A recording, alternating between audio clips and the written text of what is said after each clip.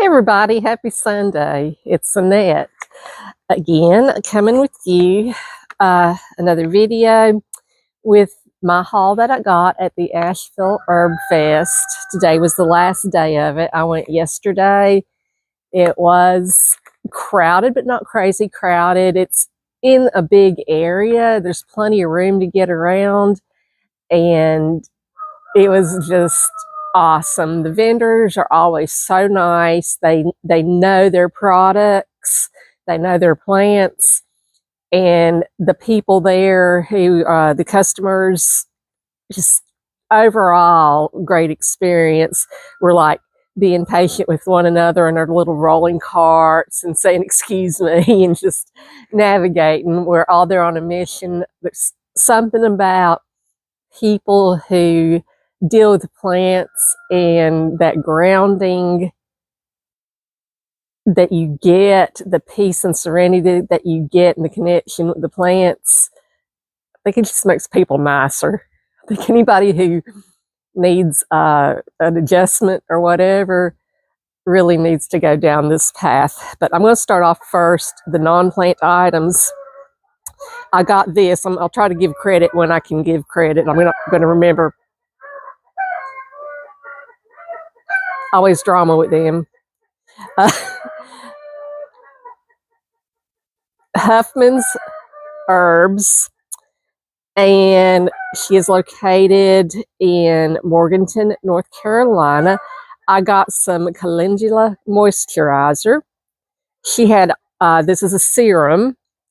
She had all these products, a lot of different products at her table, and I got to speak with her directly, and she was pointing to this one. She actually, on another product, had photos of a woman who had this big abscess on her face. I didn't know that was her. Her skin was amazing. She said that that was her, and she healed the cancer on her face with her product. I was like completely blown away by what some of these herbs and medicinal products do for people. This one is not that product, but it's a calendula moisturizer, because what I asked her specifically, I said, I'm looking for something that I can put around my eyes, that's safe to put around my eyes, because I have this serum that I can put on my face, my neck, chest, and everywhere else, and I always hit my mic. I said, but I want something that's safe to go around the eyes. So she said this was safe. So this one, it's not just for just skincare and serum. It specifically targets brown spots, wrinkles, softened skins, acne, bruises, scars, rash, rosacea, skin disorders, psoriasis, if I'm saying that right, please forgive me if I'm not, for oily or dry skin. And it is calendula herb root cold pressed. So I just wanted to try this moisturizer because I've been wearing contact lenses since I was in my early 20s. And I knew when I went to contact lenses that messing with the eyes so much would cause more wrinkles around these areas. And honestly, the peripheral vision that I get with the contact lenses, I find it worth it. But, you know, you get wrinkles there too in the aging process and all that. So calendula is excellent. It's also excellent for people who've had radiation burns. This is one of the products that people recommend for that. So we're going to try that. And this one, it's a nice size. It was only $10. So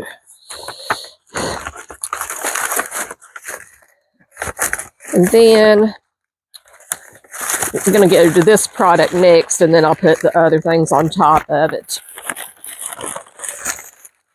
I learned about Fire Cider last fall, and I love the Sister and Mother Earth products. I got her Queen of Thieves in the fall. This year, I mean, she's got the whole, gosh, probably 12 different types of either apple fire cider vinegar, or the honey, the infused honey blends. And I tried different ones: fire cider, Exler, and vinegar. Good for when you feel like you're coming down with something, or people all around you are coming down with something.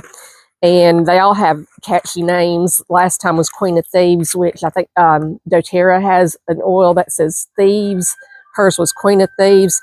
This one says A Witch's Brew, Appalachian grown, local food, and fire cider. Take a teaspoon at a time. For me, again, I take it for a few days or every other day, because it'll start kind of burning my stomach. It's got the apple cider vinegar in it, honey, horseradish root, a lot of the things that are in the fire ciders.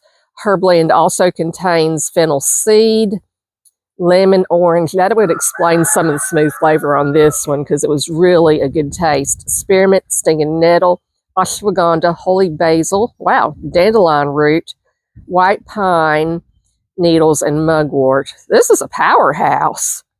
And again, credits go to Sister of Mother Earth, and she is located in Marshall, North Carolina. I think they have several people who work with this brand. I think they have several creators of the products. So, but the main lady, this is her product, the fire cider. So sit that down. I got this bag, which is loaded. Elderberry seeds, $6 for this whole bag. I mean, dear God, there's got to be, it just looks like there's a couple hundred in there at least. So I'm going to use some of these. I'm going to plant some of these. I'm going to give some to my son-in-law, and then to another friend of mine. And then I'll just store the rest in a cool, dry area. But elderberry, we all know that's an excellent, excellent immunity plant. It's so beneficial. If you can grow them and harvest enough elderberries, you can make the elderberry syrup, and that's a different process altogether. And if I get to that stage and have enough harvest one day, I'll be happy to explain that to you. This one I'm not too familiar with, but the vendor really recommended it, and I love artichokes. It had a cool name, Jerusalem artichokes. They look like flower bulbs. So I got to research this one and see what it does, but 3 of these were $2. Not bad at all. Jerusalem artichokes. Again, I've got to do some research on that. If the vendor's excited about it, I'm excited about it. But really, everything she had was amazing. She had seeds, 50 cents. Fire lilies, fleurs. Oh, I like she spelled this in French. Fleur, fire lilies. Blue, allium. I have trouble with that word. So some more flowers. And then I got 2 packs of the loofah seed. I have been wanting to grow these for a while. I see people online growing them, and they talk about how you have to wash them and then dry them. I keep a loofah in my bathroom all the time, exfoliating people. Our skin is the largest organ on the body. We have dead skin cells that get on there. A good exfoliating once, twice a week. Definitely the face a couple times a week, and the body a couple times a week gives you that extra smooth, satiny skin, no matter what age you are. So we all accumulate dead skin cells, rough elbows, rough bottoms of the feet, whatever your problem areas are. This is excellent for that. So I'm going to get my gloves on, because I got a stinging nettle in there somewhere. And wow, I drank stinging nettle tea, and I saw the plant, and I was like, oh, I'm going to grow this one. I got some varieties that I don't have. And I've heard before you've got to harvest them with gloves. Listen to one podcast where the lady said, that she knew some people who didn't harvest with gloves because the sting lasts about 24 hours, and then after that it's a great anti-inflammatory. I prefer not to get stung again because it hurt like the devil for me, and I'm not a big pain enthusiast, so everybody's just going to get handled with gloves for the rest of this video. This one did not have the little thing in it, so I took a picture of it, but I remember sweet marjoram. This is one of the plants. I've not drunk it as a tea. I've got the herb. I've not cooked with it yet. I have used that in essential oil, already bought and cold pressed, or however they do extract the oils from that. It has got a very fragrant scent to it. It's uplifting.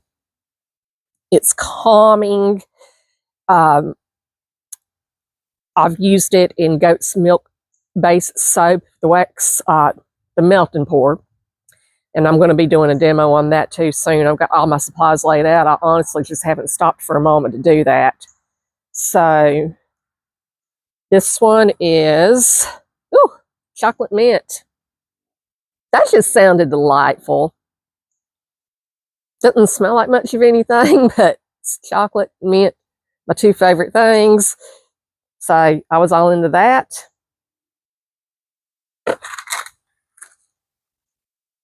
And this one is apple mint. Very healthy plant. Got a light fragrance to it. I'm gonna see if it'll get along with the regular mint that I have, and if so, I'll just ground plant this one. Had one of my mint plants come back. Apparently they didn't get the memo that they're supposed to be invasive.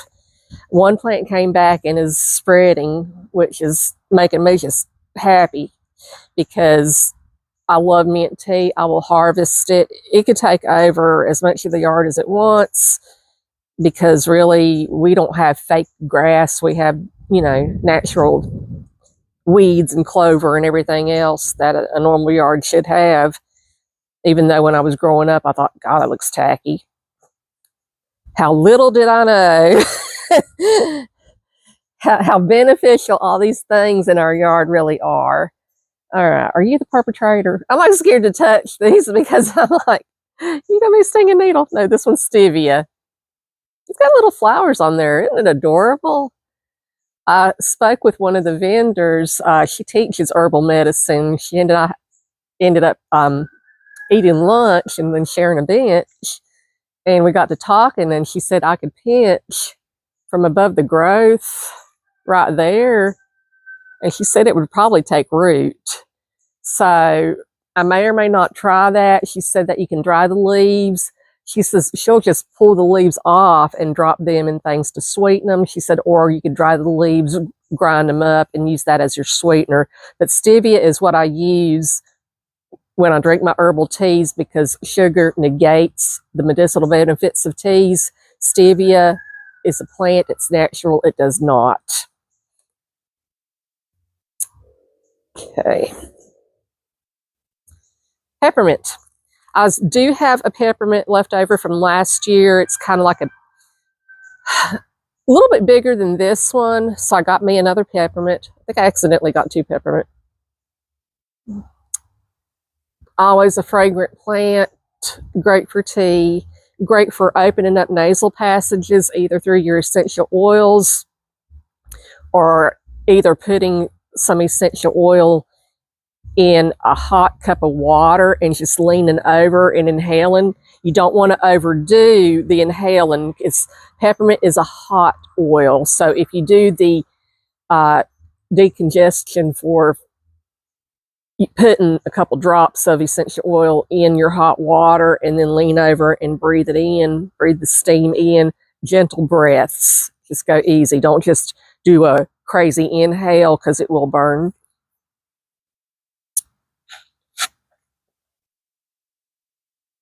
Holy basil. My holy basil, this is also a great immunity blend, but I don't know what happened last year. They didn't do that well around here. I don't know. It's supposed to be really good for anything, any zone. I don't know what exactly happened. It just kind of grew, and then in the winter, the stalks were still there, but the leaves just kind of never really went anywhere. So I'm going to give it another go. I still have the holy basil from last year, and it may be one of the plants that are coming back that I can't identify at the moment. So I went ahead and got one. I know what this one is. If I have more holy basil that is sprouting and I don't know what it is yet, it's a win-win.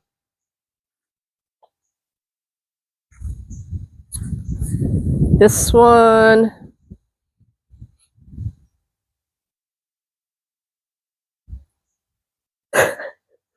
my nose just, I think this is stinging nettle. I barely put my nose up to breathe and it felt like something was trying to prickle me. Stinging nettle, good for strengthening blood, good for joint pain. To you people on the YouTube videos who are touching this thing without gloves, how dare you? How dare you embrace the pain?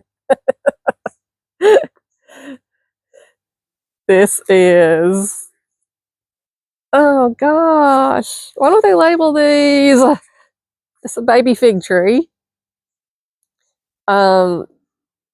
That's all I know. It's a baby fig tree. I don't know what variety. I've got a fig tree that's a few years old that's doing really well. I've got my baby one that I got last year, the strawberry fig.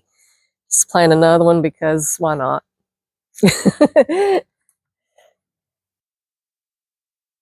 Oh, okay.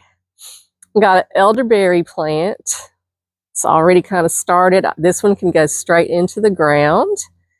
And I put it, I have a side of the fence that the chickens can get to, then I have another side that they can't get to.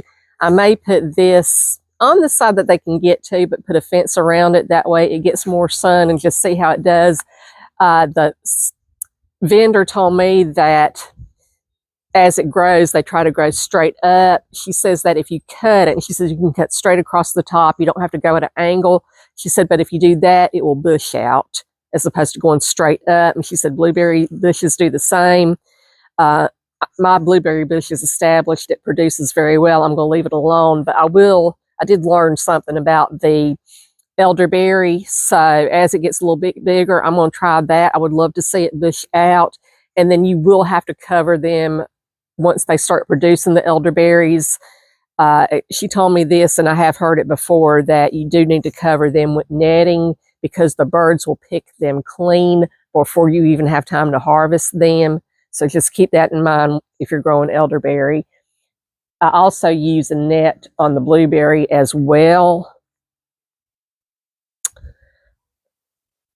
Oh, you, what are you? I think this is just another mint. I don't recall this one, sorry. There was a reason I bought it. So I hate it when the tags fell off the sweet marjoram. I took a photo of it because they didn't have tags in them. And, oh yeah, I told the lady to take her tag because she had the fancy little Hobby Lobby looking tags. So, mystery plant. I know I should be more knowledgeable than that, but sorry about that. I'm human. This one is a very well-established peppermint. If it's safe to put in the ground, I'm going to put this directly into the ground. I need to see if it gets along with mint.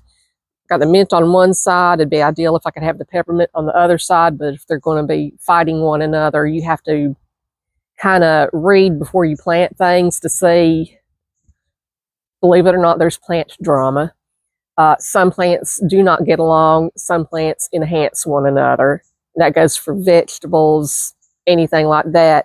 Some vegetables help one another grow and enhance one another. Others do not get along and they're not going to thrive. So I will see if this can be planted within 12 feet of mint or if it needs to go in its own separate place. I will do whatever it needs. This is a beautiful plant. And then the only ashwagandha that they had, because my girlfriend wanted some, were these teeny weeny little babies. These will definitely have to go in a protected area. Right now, all the plants are outside. Some of them are in full sun. Others are on the deck, kind of covered by the awning, and get sunlight, but not so much that they're going to cook, and not directly where the rain can just drown them and you're having to throw a life raft to them. So those will definitely go in the protected area. This one, angel trumpet tree. The first time I ever saw one of these was in Maui. I don't know how it'll do in our zone, but I got it. I got to read up on it. I'm thinking it may be a toxic plant for chickens. So depending on the space it needs and any toxicity, I need to look up anytime you're planting things that you're not certain about, especially your flowers, primarily your flowers. Most of the herbs seem to be okay, but primarily some of the flowering plants, you have to be careful. And the elderberry with the chickens, because they will eat anything and everything. And I just like tomatoes. I have the tomato cages, and then I also keep either netting around there or the small, there's a little cage pieces you can get on Amazon. Then you can zip tie them together, put them around there, so that not just chickens, but squirrels and everything else that wants to eat your things before they even produce or as they're producing, and then you don't get diddly squat to harvest. So I'll read up on this one. If it is a toxic plant, it's either going to be planted with a fence around there or in the front yard. It's a beautiful, beautiful plant. If you don't know what it is or you've never seen a photo of it, look it up. Angel trumpet tree. I have no idea what color this one will be, and honestly, it does not matter. Mojito mint. This smells amazing.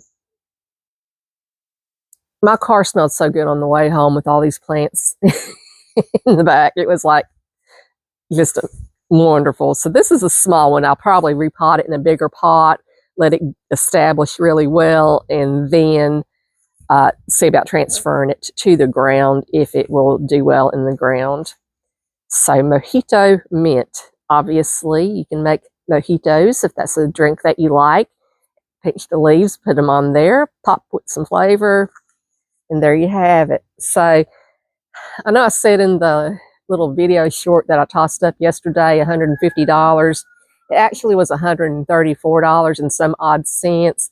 18 of that was food. So with all the seeds that I got, all the plants that I got, I feel this is a good investment. I got varieties that I didn't have, and then I got varieties that I did have, but that were maybe not so thriving as some of these. So I feel really good about my haul.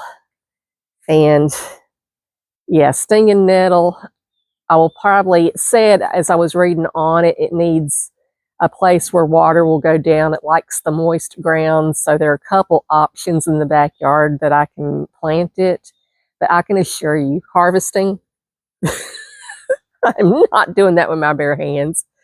I don't know, you women who are doing it, and I saw women on videos doing it without gloves. I don't know how, because